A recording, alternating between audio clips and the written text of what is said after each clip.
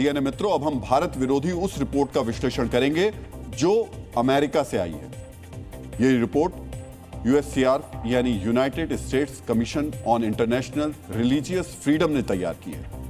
इस रिपोर्ट में कहा गया है कि भारत अल्पसंख्यकों पर लगातार वहां पर अत्याचार हो रहे हैं। रिपोर्ट के एक हिस्से में लिखा गया है कि भारत में मस्जिदें तोड़कर मंदिर बनाए जा रहे हैं। साथ ही देश के कुछ राज्यों में अवैध धर्मांतरण के खिलाफ बनाए गए कानून और प्रावधानों को धार्मिक स्वतंत्रता का हनन करार दिया गया है। इस पश्चिमी प्रोपेगेंडा में बेतुके आरोपों के जरिए भारत के वर्तमान हालात को चिंताजनक करार दिया गया है।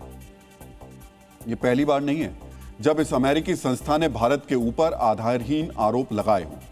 आखिर क्यों यह संस्था बार बार भारत विरोधी नैरेटिव गढ़ रही है, इस सवाल का जवाब भी हम आपको देंगे, लेकिन उससे पहले आपको भारत के उन अल्पसंख्यकों की बातें सुननी चाहिए जिनका हवाला देकर यह कथित प्रोपेगेंडा तैयार किया गया।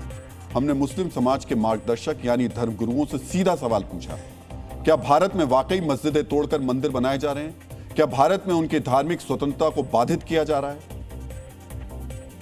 ये कहना सरासर गलत है कि भारत में मस्जिदों को तोड़ करके मंदिर बनाया जा रहा है और इस तरह का एक प्रोपेगेंडा है और यूरोपियन प्रोपेगेंडा है। इस तरह की बातें करके मुसलमानों को भड़काया, उकसाया जा रहा है। मस्जिदें तोड़कर मंदिर बनाए जा रहे हैं, ये बिल्कुल गलत है। अभी तक तो ऐसा नहीं हुआ है। सिर्फ सुप्रीम कोर्ट के आदेश पर बाबरी मस्जिद के मामले में हुआ है, बाकी किसी जगह पर ऐसा कोई वाकया सुनने और देखने को नहीं मिला। मुस्लिम धर्मगुरु साफ साफ कह रहे हैं कि इस किस्म की रिपोर्ट सिर्फ और सिर्फ भारत के लोगों को भड़काने या बरगलाने के लिए तैयार की जा रही है। ऐसी रिपोर्ट्स या आंकलनों का मकसद भारत की छवि को खराब करना है। मायने साफ है, यह रिपोर्ट कोई अध्ययन नहीं बल्कि भारत के खिलाफ सेलेक्टिव नैरेटिव बनाने का एक हथियार है। इस रिपोर्ट को जिस अमेरिका में तैयार किया गया, अब हम आपके सामने उसी अमेरिका की सच्चाई लेकर भी आ रहे हैं, ताकि आपको पता चल सके कि भारत को कथित ज्ञान देने वाले अमेरिका में अल्पसंख्यकों के साथ कैसा सलूक किया जाता है।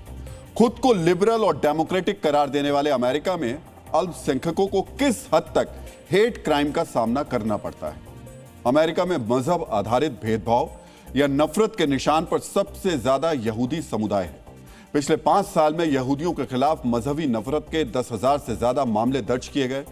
बात मुसलमानों की करें तो अमेरिका में इस साल मुस्लिमों के खिलाफ 647 हेट क्राइम के मामले सामने आए हैं।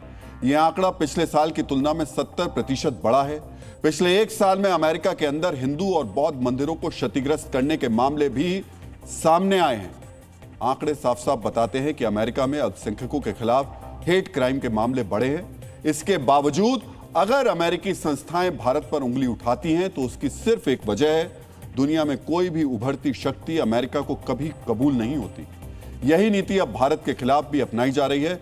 अमेरिका की इन्हीं नीतियों को लेकर महान क्रांतिकारी शे गुवेरा का एक कथन याद आ जाता है। शे गुवेरा कहते थे, अमेरिका ऐसी किसी बदलाव को स्वीकार नहीं करता जो उसके मन मुताबिक ना हो रहा हो। दुनिया में हो रहे ऐसे बदलावों को रोकने के लिए अमेरिका आर्थिक प्रतिबंध लगाता है, कूटनीतिक कदम उठाता है और अगर उससे भी काम ना चले तो सीधा सैन्य हमला कर देता है। यही अमेरिका भारत के साथ कर रहा है। जब भारत पर प्रेशर बढ़ाने के लिए ट्रंप का टैरिफ वाला हथकंडा काम नहीं आया तो भारत को बदनाम करके दुनिया में छवि खराब करने की संगठित साजिश रची जा रही है।